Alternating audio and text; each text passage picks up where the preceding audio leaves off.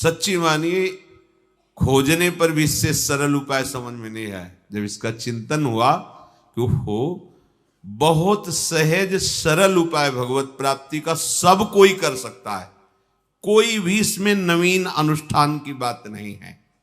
तो जो चाहिए, शांति चाहिए, सुख चाहिए, उन्नति चाहिए, लाभ चाहिए, सब कुछ। जब दुर्लभ बात भगवत प्राप्ति हो जाती है तो ये सब मायाकृत बात क्यों नहीं पूर्ण हो जाएगी। भागे घूम रहे हैं लोग विपत्ति के नाश के लिए। भगवान व्यास देव जी उच्च स्वर से घोषणा कर रहे हैं, हरि स्मृति सर्व विपद विमोक्षणम। नाम का ध्यान करो, नाम का सुमिरन करो, रूप आने में बिल्कुल ज्यादा देर नहीं लगेगी। नाम केवल निष्पाप कर ले, वासना रहित कर ले, फिर आप देख लेना। तो एक बहुत सरल उपाय श्री भगवान बता रहे हैं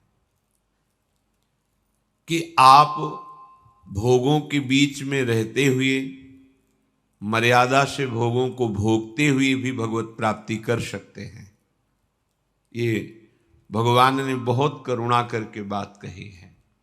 पहले तो हमको प्रभु इस श्लोक में ये समझा रहे हैं कि मैं ही सबका मालिक हूं, स्वामी हूं, और मैं ही सब भोगता हूं।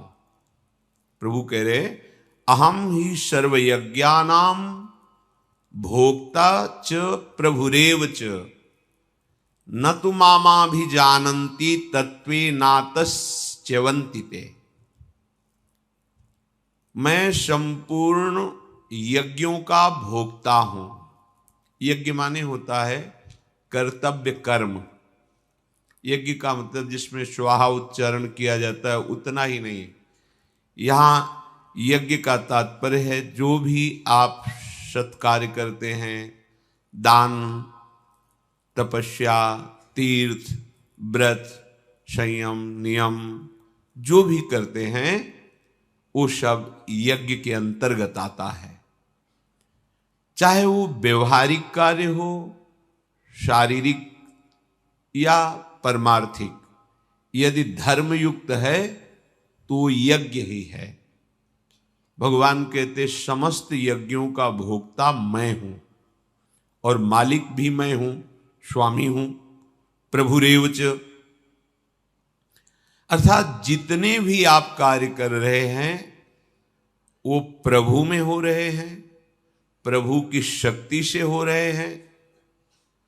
कहीं इनको अगर प्रभु की प्रसन्नता के लिए मान ले, बस सारी बात बन जाए। हमारी त्रुटि हो रही है कि हम अहंकार में हो करके, स्वयं मालिक बन करके फिर जो कर्म कर रहे हैं उसके हम भोक्ता बनते हैं, इसीलिए हमारी दुर्गति हो रही।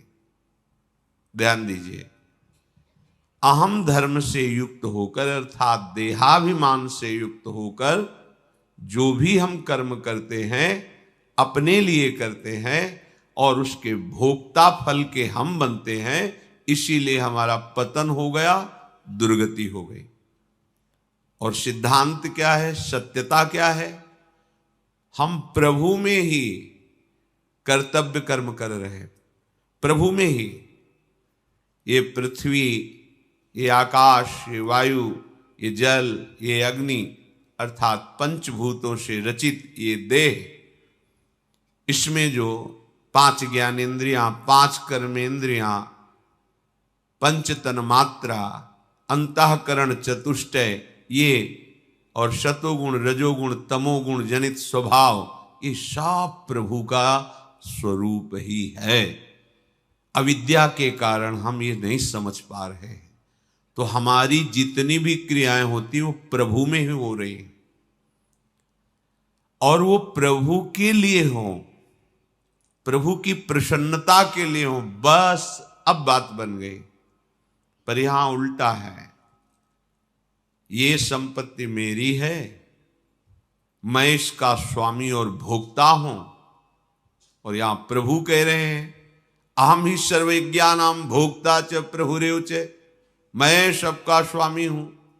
तो फिर माया धज्जियां उड़ा देती है कि हमारे प्रभु स्वामी और तुम यहां मालिक बन रहे हो, तो दिखाओ तुम्हारी क्षमता कितनी है। दुर्गति प्राप्त हो जाती है। बहुत सहज सरल भगवत प्राप्ति का उपाय। सच्ची मानिए, खोजने पर भी इससे सरल उपाय समझ में नहीं आया। जब इसका चिंतन हुआ कि हो बहुत सहज सरल उपाय भगवत प्राप्ति का, सब कोई कर सकता है, कोई भी इसमें नवीन अनुष्ठान की बात नहीं है। जो शरीर का राग, भोगों का राग, जो भी हमें फंसाए हुए है, उसमें एक विष है, एक जहर है, जिसे हम जान नहीं पा रहे। जैसे संख्या खुला जहर है, सब कोई जानता है, लेकिन वैद्य जब उसे शोध देता है तो बड़े बड़े असाध्य रोगों को नष्ट कर देता है, दमादी बीमारियों को नष्ट कर देता है। ऐसे इस प्रकृति की कोई भी ऐसी वस्तु नहीं जो निर्दोष हो। सब में एक महान दोष है, राग, आसक्ति। कोई भी क्रिया, कोई भी भोग, कोई भी शरीर, वो आसक्त करता है जीव को। ध्यान से सुनिए, ये अध्यात्म है। यहां कोई भी ऐसी वस्तु है ही नहीं जिसमें आसक्ति ना हो। छोटी सी छोटी वस्तु भी अपना प्रभाव दिखाकर हमें आसक्त कर लेती है, और यही आसक्ति हमारे पतन का कारण बनती है। भगवान कह रहे, न तो मामा भी जानंती तत्वे नातस च्यवंती ते।